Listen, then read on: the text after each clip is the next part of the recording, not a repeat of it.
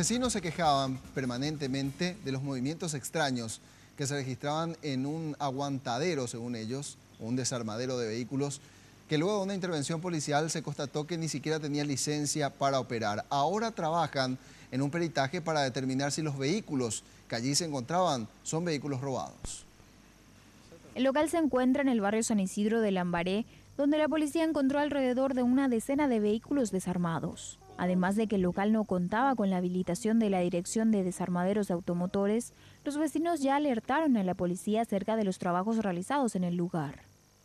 El departamento cuenta con inteligencia, pudo ubicar este sitio y también hoy se presentó una denuncia de acá de los vecinos que se estaba desarmando acá vehículos. Los peritos están trabajando para ver si no fue robado acá de nuestro país o de Brasil o de Argentina los vehículos que están acá a la vista. El inmueble pertenece al concejal de Lambaré, Lorenzo Mendieta, quien a su vez alquila el lugar a un hombre identificado como Rodrigo Carrillo. De acuerdo a la versión de los encargados del local, en ese lugar se traían rodados de aseguradoras para su posterior desarme. En caso de que los resultados de la pericia indiquen que uno de los vehículos sea robado, el informe será elevado al fiscal de automotores especializado. De momento ya se procedió a la clausura del local.